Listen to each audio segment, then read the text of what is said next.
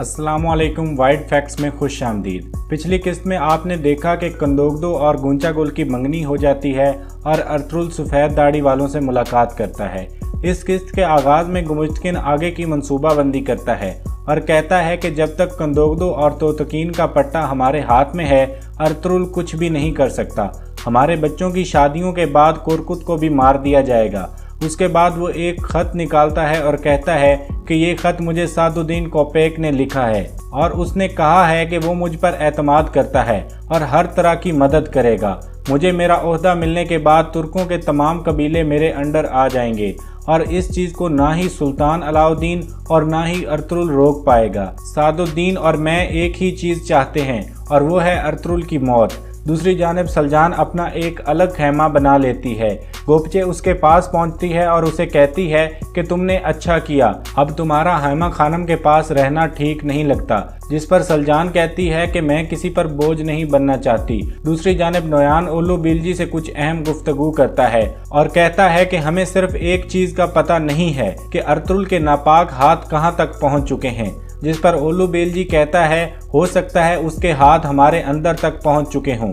जिस पर नोयान कहता है गद्दार कौन है, हमजा या अब्दुल रहमान। इतने में हमजा और अब्दुल रहमान एक आदमी को पकड़कर वहां लाते हैं और हमजा कहता है कि आपके हुक्म के मुताबिक हमने सबको मार दिया है और इसको अपने साथ लाए हैं ताकि आप इससे मालूमात हासिल कर लें। नोयान उठता है और बगैर बात किए इस आदमी को मार देता है और कहता है हवाएं, परिंदे और हर तरह की मखलूकात मेरे कान में सरगोशी करती हैं और मुझे सब कुछ बता देती हैं जो मैं जानना चाहता हूँ। तुम्हें इस आदमी को यहाँ लाने की जहमत नहीं करना चाहिए थी। फिर वो हमजा और अब्दुल रहमान की तरफ बढ़ता है और कहता है कि तुम दोनों ने अपनी जिम्मेदारी पूरी कर दी है। तुम लोग थक गए होगे, जाओ सो जाओ। कल मैं अपने एक वफादार कुत्ते से मुलाकात करूँगा। वो सुल्तान अलाउद्दीन के महल में मेरा जासूस है। मैं उसे कट बोगजी के मकाम पर मिलूंगा और इस लंबे सफ़र में तुम दोनों को भी साथ लेकर जाऊंगा। फिर नोयान इनको जाने को कहता है। दरअसल ये खबर नोयान ने इनको जानबूझकर दी थी क्योंकि वो जानना चाहता था कि गद्दार कौन है और कौन यहाँ से निकलकर अर्तुल को ये अहम खबर देने जाएगा। दूसरी तरफ अर्तुल और हकीम आर्तुक आहलत से वापसी के सफ़र पर रवाना होते हैं। रास्ते में वो एक जगह रुकते हैं और अर्तुल कहता है कि एक दिन हम भी इस सरजमीन पर अपनी हुकूमत कायम करेंगे जहां हमारे बच्चे और बच्चियां आज़ादी से ज़िंदगी गुजारेंगे और इंसाफ का बोलबाला होगा। दूसरी तरफ कबीले में हैमा खानम कंदोगदो के खेमे में जाती हैं और कहती हैं गूंचा गुल से तुम्हारी शादी करीब है, अल्लाह तुम्हें हमेशा खुश रखे। लेकिन सलजान भी तुम्हारी बीवी है और मेरी बेटी है, इसलिए इसे इस तरह अकेले मत रहने देना और उसे भी वक़्त देने की कोशिश करना। कंदोगदो कहता है जैसे आपकी ख्वाहिश वालदा। दूसरी तरफ दुआन बमसी को मजाक में छेड़ता है जिसके बाद वो दुआन को पकड़ने के लिए दुआन के पीछे भागने लगता है। इस दौरान दुआन गिर जाता है और देखता है कि एक खूबसूरत लड़की इसके सामने खड़ी होती है। दुआन उसे मुसलसल देखने लगता है और कहता है कि मुझे कुछ होने लगा है। वो लड़की मुस्कुराकर आगे बढ़ जाती है। उसके बाद तुर्गुत दुआन को कहता है मोहब्बत का परिंदा तुम्हारे दिल में उतर आया है, अब तुम्हें कभी चैन नहीं आएगा। इसके बाद वो लड़की आयतोलन के पास जाती है। आयतोलन इसे खुशामदीद कहती है और कहती है कि तुम लंबा सफ़र करके आई हो, इसलिए जाकर आराम कर लो। दुआन उसका पीछा करना शुरू कर देता है लेकिन इससे बात नहीं कर पाता।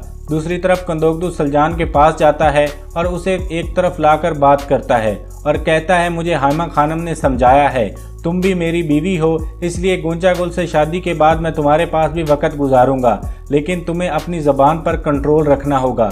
अगर तुमने ऐसा ना किया तो मेरा जहन तब्दील हो जाएगा। ये सारी बातें गूंचा गुल भी छुपकर सुन लेती है। कंदोगदो के जाने के बाद वो गुस्से में सलजान के पास जाती है और कहती है कंदोगदो से दूर रहो। तो सलजान उसे कहती है कि तुम अपने काम से काम रखो। फिर गूंचा गुल उसे ब्लैकमेल करना शुरू कर देती है और कहती है मुझे पता है इस बूढ़ी औरत को तुमने मारा था। तुमने जो हार उस औरत को दिया था वो उसकी लाश के पास मौजूद था और वो हार ही सबूत है और वो मेरे पास है। अगर तुमने आइंदा कोई गलती की तो मैं तुम्हें सबके सामने बेनकाब कर दूंगी और जुर्गे में तुम्हें मौत की सज़ा दिलवाऊंगी, इसलिए तुम कंदोगदो से दूर रहो। ये कहकर वो वहाँ से चली जाती है। दूसरी तरफ कंदोगदो ट्रेनिंग एरिया में सिपाहियों के पास जाता है और सबको इकट्ठा करके खिताब करता है और कहता है मेरे एक तरफ काई कबीले के सिपाही खड़े हैं और दूसरी तरफ दुर्गा कबीले के सिपाही, लेकिन आइंदा मैं ऐसा ना देखूं।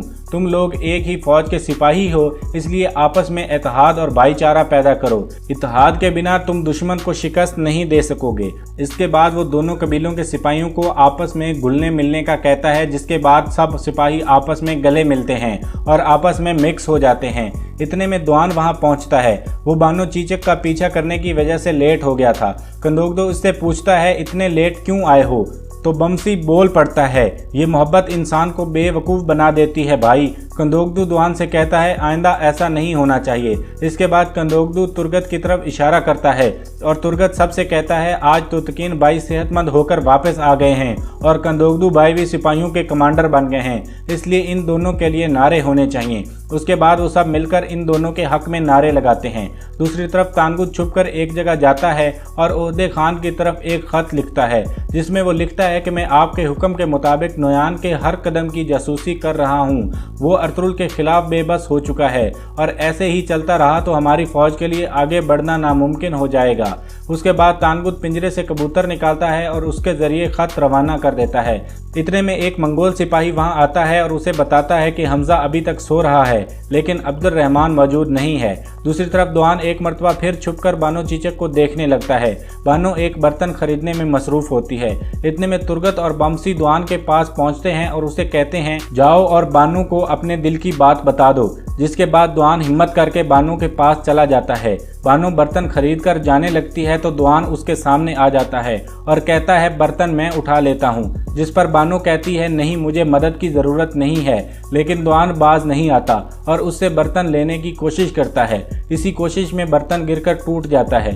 बानो गुस्से से चली जाती है, जबकि तुर्गत और बमसी द्वान के पास आकर कह के मारने लगते हैं और उसे छेड़ते हैं। दूसरी तरफ अब्दुल रहमान गार में गेकली के पास पहुंचता है और उसे कहता है, कबीले में जाओ और अर्तुगरुल भाई को खबर दो, नोयान सुल्तान के महल में मौजूद जासूस से मुलाकात करने वाला है। वो कल रात करत बोगजी के मकाम पर होंगे।